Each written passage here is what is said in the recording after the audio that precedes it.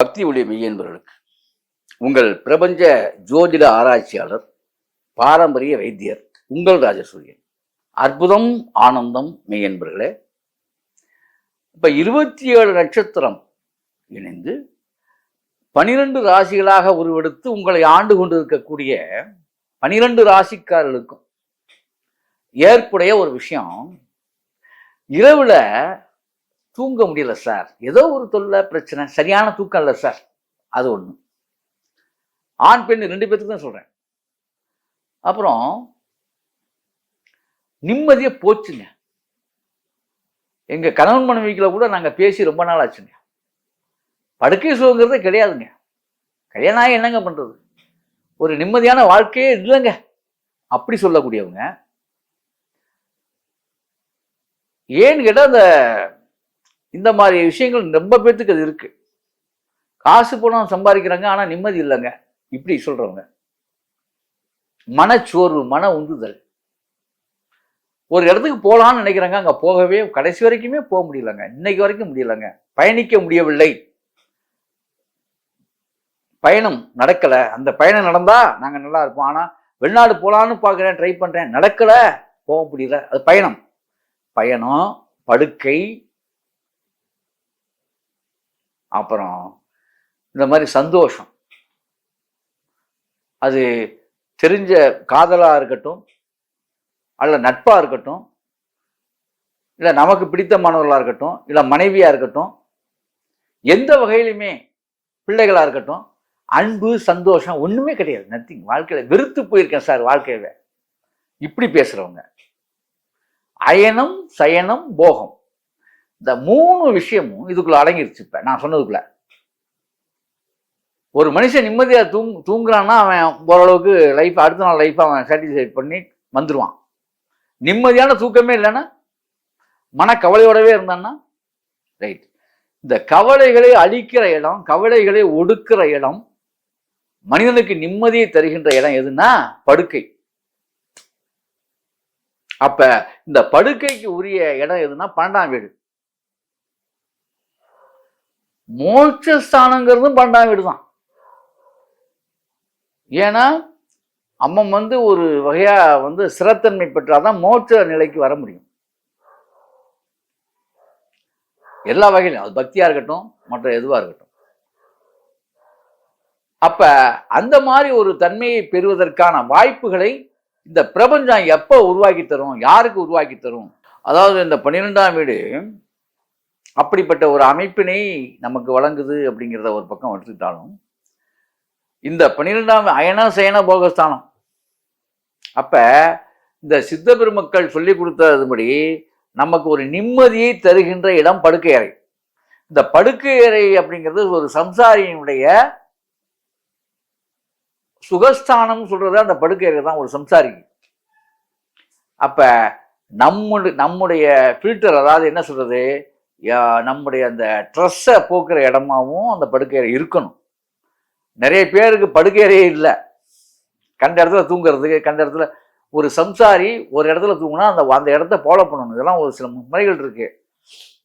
சரி, அப்படிப்பட்ட அந்த படுக்கை சுகம் இல்லாமல் போகிறது, இந்த மாதிரி நிம்மதி இல்லாமல் போகுது. நான் சொன்னதான் இதுக்கெல்லாம் பிரச்சனை. இதெல்லாம் இந்த 12ஆம் வீட்டுக்கு அதிபதி காலபுருஷ தத்துவத்தின்படி நமக்கு 12ஆம் வீட்டுக்கு அதிபதியாக யார் இருக்கிறார்னா குரு பகவான் தான் இருக்கார். அப்ப குருவை வணங்கினால் நமக்கு சந்தோஷம் கிடைக்கும், குருவை வணங்கினால் முன்னேற்றம் கிடைக்கும். குரு பக்தி வந்துட்டா எல்லா விஷயம், இந்த நான் சொன்ன அந்த விஷயங்கள் பூராமே நமக்கு நிம்மதி ஆயிடும். அது நிம்மதி பெறுமோ. அப்ப வாழ்க்கையில நிம்மதி பெறுவதற்கு, மகிழ்ச்சி பெறுவதற்கு, இன்பம் பெறுவதற்கு, இன்பம், நிம்மதி, மகிழ்ச்சி, இந்த 3க்குமே வெவ்வேறு அர்த்தம். இந்த 3மே கிடைக்கிற, ஒட்டுமொத்தமா கிடைக்கிற இடம் அதுனா உங்கள் வீட்டினுடைய படுக்கை அறை தான் ஐயா. ஆழ்ந்து சிந்திச்சு பாருங்க, உங்களுக்கு புரியும், விவரம் புரியும். ஏன்னா அங்க உங்களுக்குள்ள சந்தோஷம் இல்லைன்னா நிம்மதியா தூங்க முடியாது. அங்கதான் நிம்மதி, சந்தோஷம், இன்பம் எல்லாம் அங்கதான். அப்ப இதை கொட்டி தருகிறவர் யாருன்னா நம்முடைய பிரகஸ்பதி தான், குரு பகவான் தான். அப்ப குருவருள் வேணும். அப்ப குருவருளை பெறுவதற்கு எங்க போறோம்? அப்ப குருஸ்தானம் எங்க இருக்கு? ஒரே இடம்தான். நீங்க ஒன்றும் கவலைப்பட வேண்டாம். ஆனா ஒண்ணு, பயணிக்கும் பொழுது உங்களுடைய பிரச்சனைகள்லாம் தீர்ந்து சிறப்பா வரணும். ஒரு அதாவது என்ன சொல்றது, ஒரு சம்சாரி சம்சார பந்தத்தை மகிழ்ச்சியாக ஓட்டணும். வாழ்க்கையில நிம்மதியோட, அமைதியோட, சௌபாக்கியத்தோட வாழணும் அப்படின்னா சுவாமி மலை செல்ல வேண்டும். குருவாக அங்கே இருக்கக்கூடிய சுவாமிநாத சுவாமி என்கின்ற திரு குருவாகவே அருளாசி பெற்றிருக்கிறார். எல்லாம் வல்ல குருவாக இருக்கிறார். உண்மையை சொல்றேன், நீங்க அங்க போய் மட்டும் பாருங்க. வியாழக்கிழமையில மஞ்சள் வேஷ்டி மஞ்சள் துண்டு கொண்டு போய் அந்த சுவாமிநாத சுவாமிக்கு சாத்திட்டு ஒரு செவந்தி பூ மஞ்சள் கலர்ல இருக்கக்கூடிய செவந்தி பூ மாலை ஒண்ணு சுவாமிக்கு போட்டுட்டு அந்த ஆலயத்தை 12 முறை சுத்தி வளம் சுவாமி கும்பிட்டு ஒரு அர்ச்சனை பண்ணிட்டு வாங்க. ஆனா பயபக்தியோட போங்க. நீண்ட நேரத்தை சுவாமி மலையில வைங்க, சுவாமி மலையில இருங்க. இதை மட்டும் செய்யுங்க. 30 நாளையில மகிழ்ச்சி அடைவீர்கள். மன மகிழ்ச்சியாகும், நிம்மதி கிடைக்கும். இழந்த நிம்மதியை பெற்றுவீங்க. குடும்பம் ஒற்றுமையாகும். பல்வேறு வகையான மாற்றங்கள்லாம் நிகழும். ஏற்றம் மிகும். விளையாட்டு இல்லை அன்பர்களே. இதை இன்னும் சொல்ல போனா நீங்க வியாழக்கிழமை காலையே போயிடணுங்க. போகும்போது பக்தியோட போகணும். அன்றைய நாளை சுவாமிமலை முருகப்பெருமானுக்காகவே அன்றைய நாளை ஒதுக்கிடணும். ஓம் சரவண பகைய நம்ம சொல்லிட்டே போங்க. இல்ல முருகப்பெருமானே உங்களுக்கு தெரிஞ்சதை சொல்லுங்க. முருகப்பெருமானே எனக்கு நல்லது செய், முருகப்பெருமானே எனக்கு நல்லது செய், நிம்மதி வேணும், எனக்கு அமைதி வேணும், ஆனந்தம் வேணும், இன்பம் வேண்டும் என்று தொடர்ந்து பேசிக்கிட்டே முருகன்கிட்டே பேசிட்டே போங்க. அன்றைய நாள் பூரா முருகன் கூடவே நீங்க இருங்க. நீங்கள் உருக உருக முருகா முருகா என்று உருக உருக சுவாமிமலை படிக்கட்டுகளை கடந்து வீட்டுக்கு திரும்ப வரும்போது அருள் பெருகும், ஆனந்தம் மலரும். இதுல மாற்றுக்கருத்தே இல்லை என்பர்களே. 30 தினங்கள்ல எதுக்காக சுவாமிமலை படிக்கட்டை நீங்கள் மிதித்தீர்களோ, அந்த சுவாமிநாத சுவாமியை வணங்கினீர்களோ, அதை செவ்வனே செய்து கொடுப்பார். பிரகஸ்பதியினுடைய பரிபூர்ண அருள் அங்கே படிந்திருக்கிறது என்பதை நீங்க மறந்துடக்கூடாது. அந்த பகுதியில், தெற்கு பகுதியில் இருக்கிறவங்க, கேரளாவில் இருக்கக்கூடிய நீங்க குருவாயூர் போயிருங்க. குருவாயூர் அப்பனும் குருவாகவே காட்சி கொடுக்கிறார். குருவாயூர் முழுக்க முழுக்க குருவினுடைய ஸ்தலம். அது அற்புதம், ஆனந்தம், இன்பம், மகிழ்ச்சி, துள்ளல், இன்ப கிள்ளல் எல்லாம் அங்க கிடைக்கும்.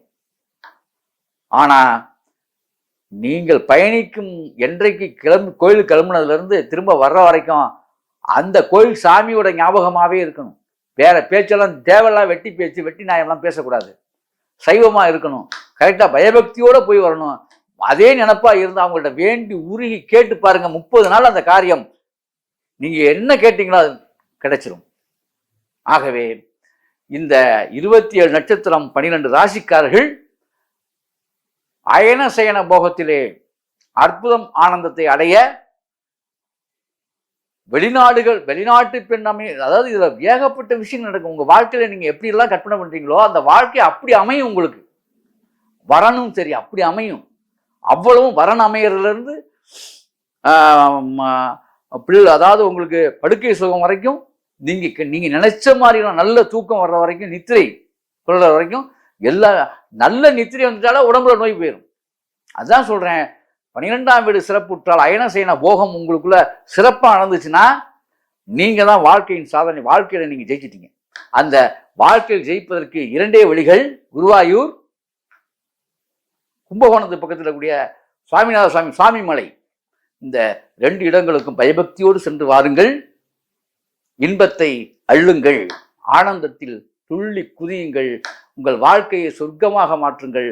ஆகவே அன்பர்களே, இப்படி நீங்க தொடர்ந்து பயபக்தியோடு வாழுங்கள். கண்டிப்பாக மாற்றம் ஏற்படும், உறுதியாக மாற்றம் ஏற்படும் என்று சொல்லி எல்லாம் வல்ல பிரபஞ்சத்தை வேண்டி விடைபெறுகிறேன். அற்புதம், ஆனந்தம்.